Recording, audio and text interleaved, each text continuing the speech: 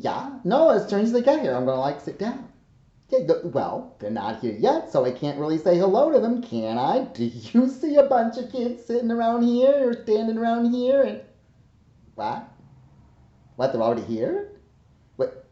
They're watching through the camera, and they've already been waiting. Oh, I can't keep them waiting. Step aside. All right, okay, all right.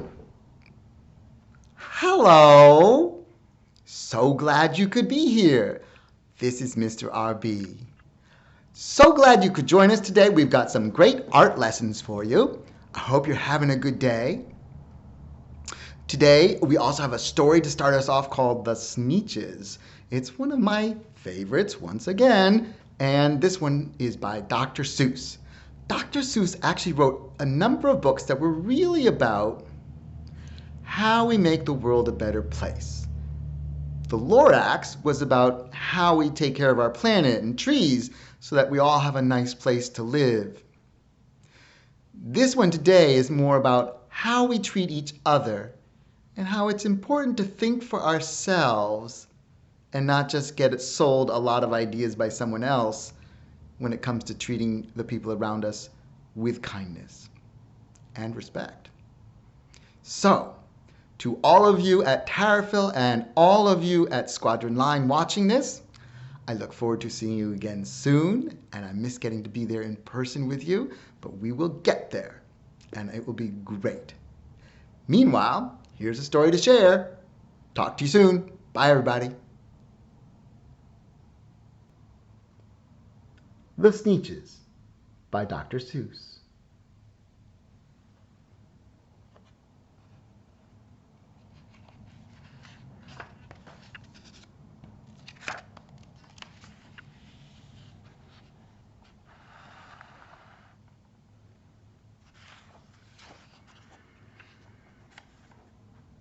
Now the star-belly Sneetches had bellies with stars. The plain-belly Sneetches had none upon theirs. Those stars weren't so big, they were really so small. You might think such a thing wouldn't matter at all.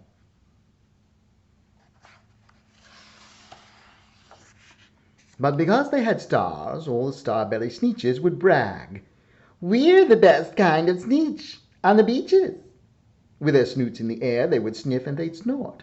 "We'll have nothing to do with the plain-belly sort." And whenever they met some, when they were out walking, they'd hike right on past them without even talking. When the star-belly children went out to play ball, could a plain-belly get in the game? Not at all. You only could play if your belly had stars, and the plain-bellied children had none upon theirs.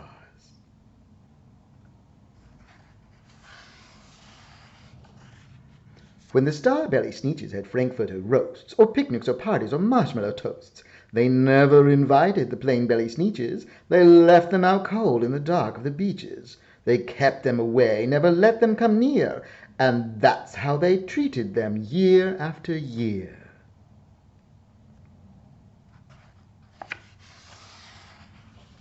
Then one day, it seems, while the plain-belly Sneetches were moping and doping alone in the beaches, just sitting there wishing their bellies had stars, a stranger zipped up in the strangest of cars. "My friends," he announced in a voice clear and keen, "my name is Sylvester McMonkey McBean, and I've heard of your troubles. I've heard you're unhappy, but I can fix that. I'm the fix-it-up chappie. I've come here to help you. I have what you need. And my prices are low, and I work at great speed, and my work is 100% guaranteed."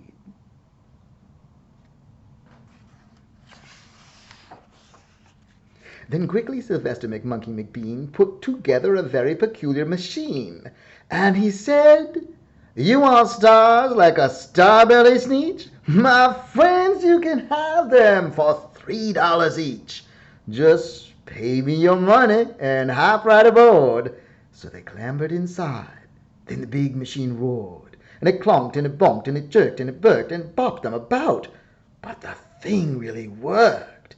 When the plain-belly Sneetches popped out, they had stars. They actually did. They had stars upon theirs.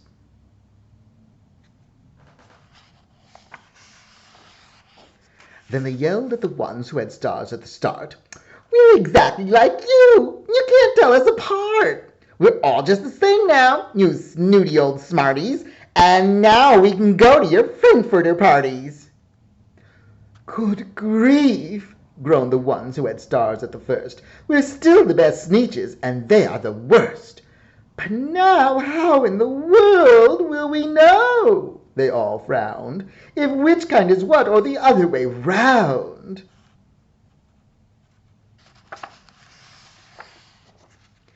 Then up came McBean with a very sly wink, and he said, "Things are not quite as bad as you think. So you don't know who's who, that is perfectly true. But come with me, friends, do you know what I'll do? I'll make you again the best Sneetches on beaches, and all it will cost you is $10 eaches."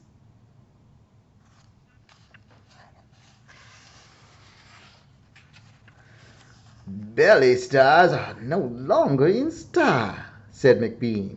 "What you need is a trip through my star-off machine. This wondrous contraption will take off your stars so you won't look like Sneetches who have 'em on theirs." And that handy machine, working very precisely, removed all the stars from their tummies quite nicely. Then with snoots in the air they paraded about, and they opened their beaks and they let out a shout.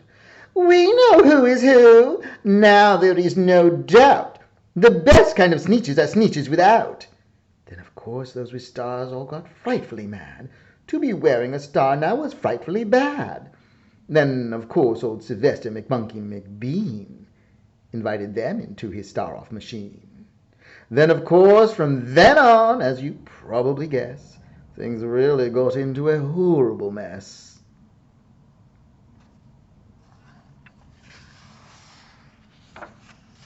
All the rest of the day on those wild screaming beaches, the fix-it-up chappie kept fixing up Sneetches. Off again, on again, in again, out again, through the machines they raced round and about again, changing their stars every minute or two. They kept paying money, they kept running through, until neither the plane nor the star-bellies knew whether this one was that one, or that one was this one, or which one was what one, or what one was who.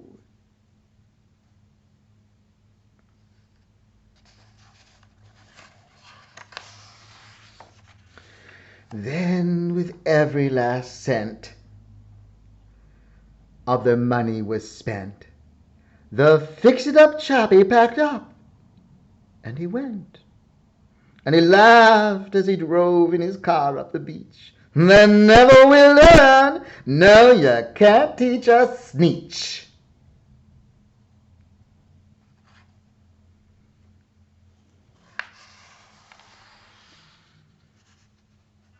But McBean was quite wrong. I'm quite happy to say that the Sneetches got really quite smart on that day. The day they decided that Sneetches are Sneetches. No kind of Sneetch is the best on the beaches. That day all the Sneetches forgot about stars, and whether they had one or not upon their